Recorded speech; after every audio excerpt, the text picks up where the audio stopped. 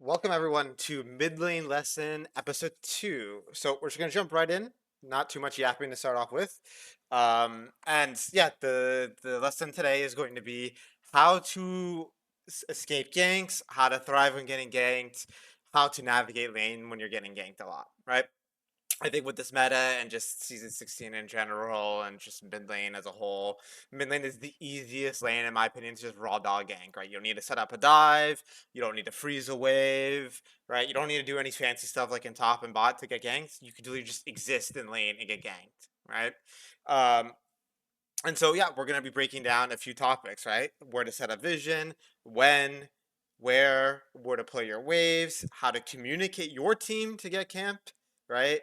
Hold their mobility spells, the mindset, right? Setting up vision on one side, and some more advanced concepts like baiting for your team and understanding when is it okay, and when is it actually okay to die. Okay, so we're just gonna jump right in. I got my handy dandy notes here, and of course, it's going to be more podcast free flow style. And yeah, we'll just go straight in. So, the first clip I want to practically show here is this timer here at 428. So, one thing when you're playing lane phase is you want to try to keep the wave on your side early game when they have heavy ganking supports, right, or junglers. So in this particular game, I'm against a Pike, right, and I have a Mumu. So Pike is definitely going to be ganking me a lot more often. So what I'm going to try to do is I'm going to try to constantly keep the wave kind of on my side here. I notice I'm pulling the caster minions, right, and I want to create a slow push. So the name of the game when you're laning in League early game, slow stacking waves. Keep the waves on your side, okay? Stack it up. So wait for two full waves to kind of show on the wave, then hard push. So let's say this wave is the wave we're freezing on, right? We freeze it here. Then the wave after this one, so 30 seconds after this one shows, so at about 5:11, right, is when we're gonna hard push, right? When we're gonna fast push. Sorry, like 4:51 or something, right? 4:41. That's the way we're gonna fast push on. Okay, and so you're always playing in two ways, and this is gonna stop us from just randomly getting yanked. Now, in the situation Pike ends up showing up, right? I kind of dodge through. That's okay. And the next thing is kind of understanding, okay, where to put down your vision and when. So the number one goal when you're placing down vision is to always, there's two things. Number one, which side of the map is your jungler pathing towards, right? And number two, which lane or which side of the map are they going to gank you most frequently on? Okay, so obviously they have a Pike this game. They don't have a Quinn or a Malphite or something that's going to gank from top a lot. They have a Vlad. He's not really going to gank. So I know they have a Pike who's going to be ganking me. So he's going to be ganking through bot a lot. And I also see what? Bel'Veth's pathing towards bot, right? So all I'm going to do here is I'm going to use this window now when I'm not losing any minions to go drop a ward. So the key thing you got to do, guys, is when there's no minions that you need to last hit right now, aka I'm freezing it. So there's no minions I got last hit. I can go in, drop my vision, right? And I'm gonna drop my vision on the side of the map my jungler's pathing on, as well as the side of the map where I can get ganked the most because I'll see if they're coming by.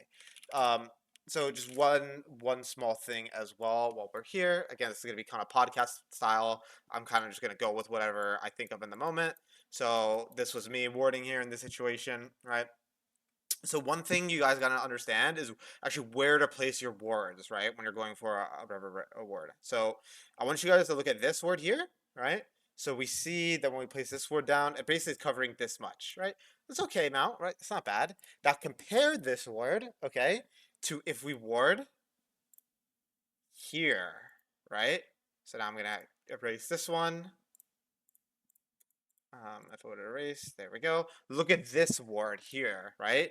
Look at that. You get all of this. You got both brushes and you get the ledge, right? So whenever you're going for a ward in the side, in your mid, and you want to go for a ward, the worst spot you could place your ward is actually here or here, right? Because as we could tell, look at how much better it is to do it here. So what you want to do is go slightly outside the brush and ward, right? Like here or like here. Okay. Now I was really lazy this game, and I didn't do that like a noob. It would have gotten insta cleared anyway because someone hit the sweeper. But yeah. So again, keep the wave on my side. Let's take a look at our notes again. This is really important as well. So I still end up dying to gank again because my ward's bad, by the way. So this is a great representation of why you don't want to ward here. If I'd warded here, I probably would have spotted Pike, right? He probably dodged my ward. So I'm not dying, right? That's okay. Now, the other thing that's really important that I don't see a lot of students that I coach do is ping your team to come cover you. This is a skill that I don't see ever, right? So what you should always do is anytime you feel like you're in an awkward situation, your support's not doing anything, start with communicating, right? Because think about it. Let's say your support is like, fuck you, I'm not gonna roam, right? Well, you lost nothing if you like for pinging, right? You lost nothing.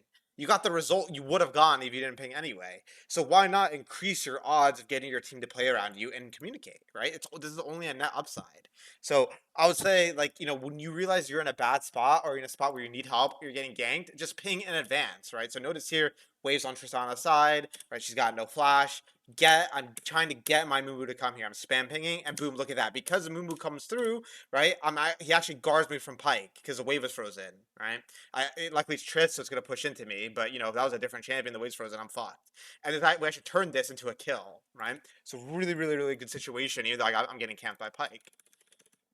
And the next timer was at 10:32. Let me just make sure our audio is good. Yep.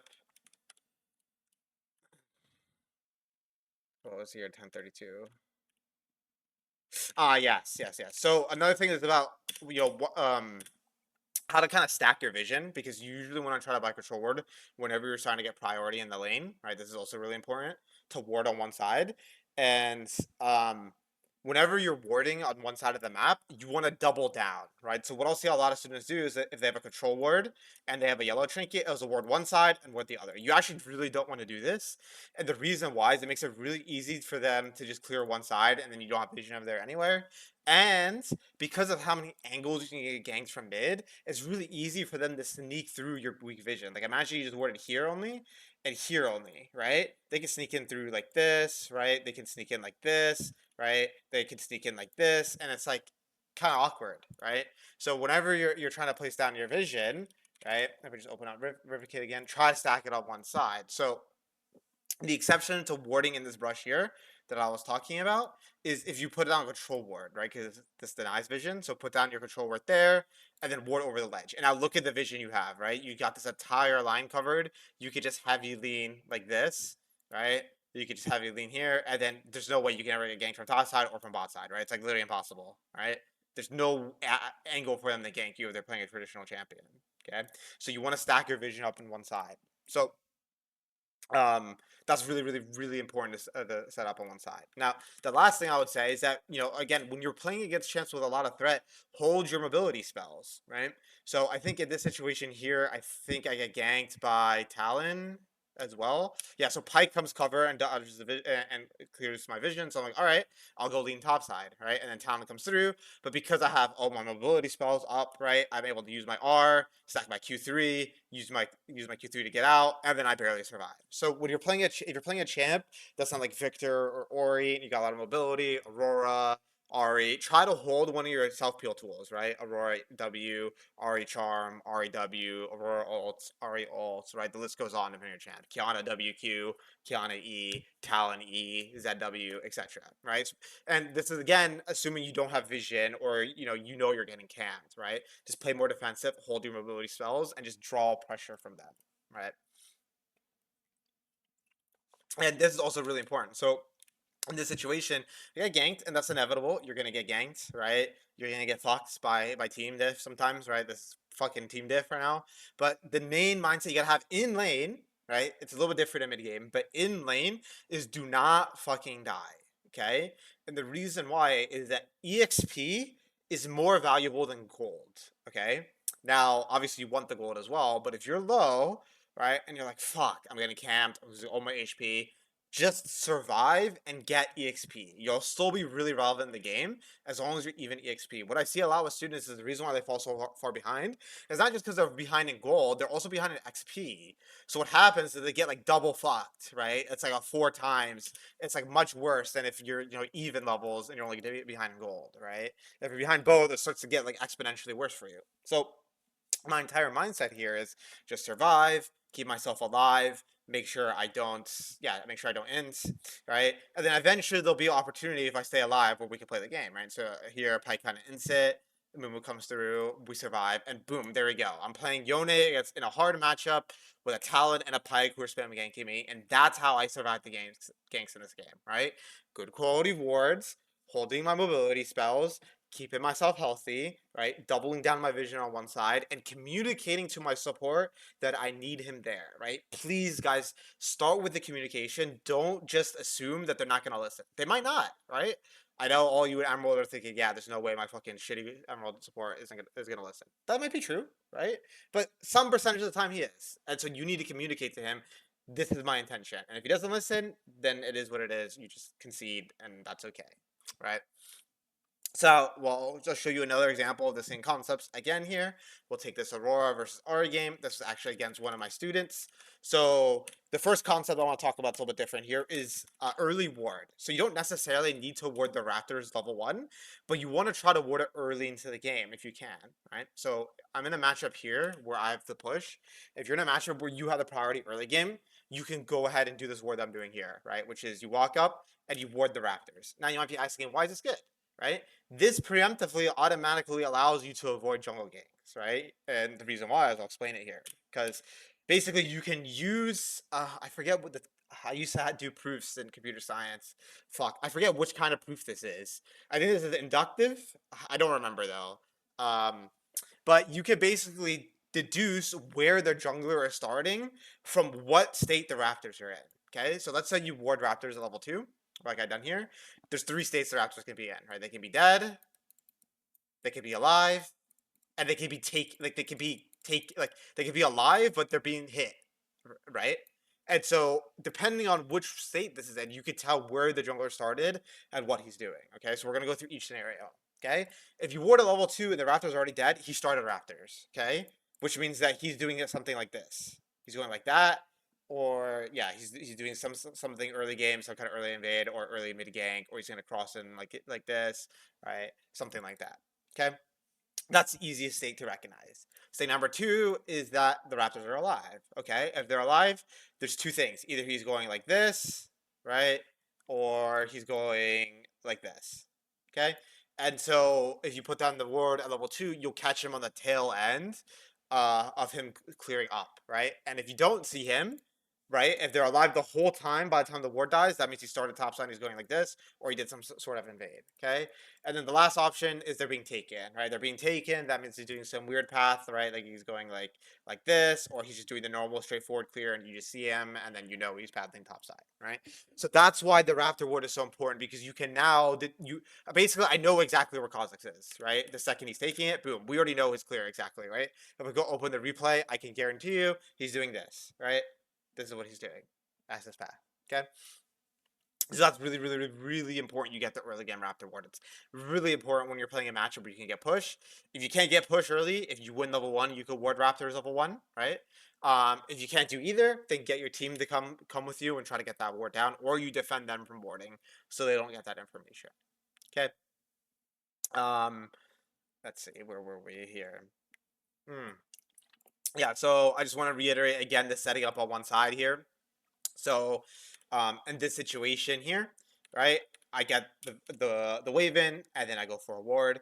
The other thing I'll actually say is that before you start trading with your opponents, right, set up your vision first. So notice when I come back on the map, I have a ward available. My vision isn't amazing, right? I don't really have a side I can heavily lean on yet. So I'm gonna hard nuke the wave, and then I'm gonna ward, and boom. Like I said, look at this vision setup when it's set up like this, right? I'm literally ungankable if I lean down, right? It's impossible. These champions cannot gank me, right? Unless they're like Nocturne or something, okay? Or Rengar or some bullshit like that. But traditional champ, I'm literally ungankable as long as I lean down, right? So that's why doubling up on your vision on one side is really, really, really important.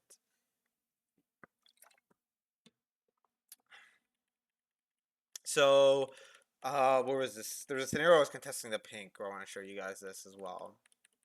Okay, yeah. So another like kind of obvious thing when it comes to surviving ganks is mini map tracking.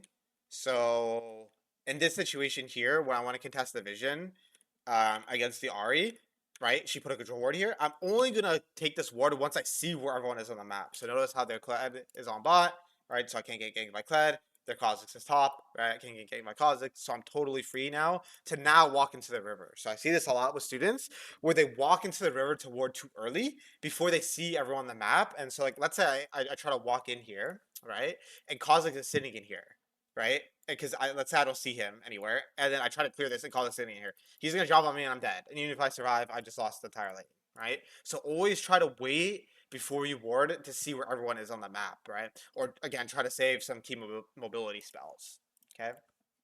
Um, and then yeah, so those are like the core key fundamentals in terms of avoiding getting ganked, right? It's number one, having really disciplined wards. Number two, in this VOD, the early game Raptor information. Number three, heavy leaning and again doubling up on one side.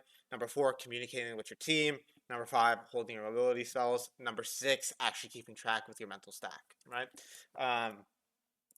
Etc., etc., etc.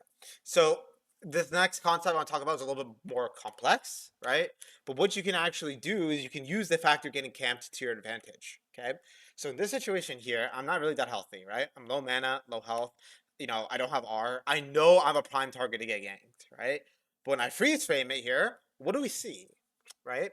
We see I'm probably going to get ganked here by Sona, right? But notice, look at this. Look at this. My team's covering me. My team's actually close by. So I'm actually walking up on purpose to invite the gank because I know it was a mid lane. I'm an easy gank. I'm a juicy target. So I'm like, hey guys, look, you know, here I am ready to get ganked. And then so now I bait for my team. I end up baiting for my team. Get Ari flash. We kill Ari. I survive. We kill Kled. Boom. GG. Right. So that's an advanced concept. And then the last advanced concept I want to talk about is I'll just briefly touch the mid game, but specifically in a different way because the mid game is going to play very similarly to what I just said early into the game. It's basically exactly the same in terms of win to ward, etc. What they be keeping track of. But I want to show you guys, you know, when it's actually okay to die. And this is non-lane related. I think this has got to be outside of lane. During lane is basically never okay to die to a gank. But out of lane, there's some instances. And basically the key thing that you need to keep track of is your team being proactive when you die? So are you drawing multiple people? All right. So luckily I have these written down. So it was at 1657. Yeah. So if we look at the situation here, so we see Shen's dead. My whole team's on top side, so of course I'm a vulnerable little Ori on the bot side, right? But notice what I do here, right? I actually walk up and I pressure the Jinx. I end up solo killing the Jinx, right? I'm just gonna keep playing it out here. I get the entire wave in, beautiful, right? I get some plates, and then Jarvan comes through and kills me. I end up getting a decent chunk of the wave, and I die, right? So obviously this isn't like the greatest death in the world because I'm a shutdown, but it's actually not bad at all either, right? And the reason why is that number one, I got the most of the wave, if not the entire wave in. Number two, I got plates. Number three, I got a kill. And number four, this is really important. I drew two people bot, right? League is a game of opportunity cost, right? So if I drew two people bot, well, what does that mean? That means I have more people top, right? Which means that my players top get free of shit. Now, the reason why I say this one's more advanced is that you have to be really aware of what your team's doing. If your team is just fucking AFK, not doing shit, then you drawing pressure 2v1 is going to do literally nothing. You're just going to die for free. So what you got to do is step one, check to see if your team's pressuring. Step two, like, can you draw multiple people? And if you can, sometimes it's okay. Just fucking do it. Draw multiple people. Try to trade one for one. Get some plates. Put some pressure on the map, and then your team will trade, right? And I'll show you another example in this game where this happens, which was 1820. Yeah, so in this situation, I literally see Jarvan topside. But again, look at the map, right? Jinx is dead. Hui's pushing mid, and Yone's pushing bot. So my whole team is doing shit on the map. So if I draw a Jarvan here, right, that's fine. I get most of the wave in, right? I get a good chunk of the wave. I get those caster minions, right? I get Shen's flash. I get Shen low. Boom, look at that. Yone can easily get a kill because imagine if I play too defensive there, what happens? Well, Shen R's, Jarvan bases, goes bot, and maybe my Yone dies, right? But I got the entire wave before I died, and I drew pressure. Hui's totally safe. Yone's totally safe. Boom, we get infinite on the map off of that. Right? So that's something you can do in mid game if you feel like you're getting ganked. Just accept reality. Like it's okay to die in the mid game as long as you're getting your waves in, as long as your team is pressuring. And yeah, I'd say those are the two like more advanced concepts. You want to take your like ganks to the next level. Is like both of them are kind of keeping track of what your team is doing. Okay, so hopefully you guys like this one. Again, I tried to keep it really practical.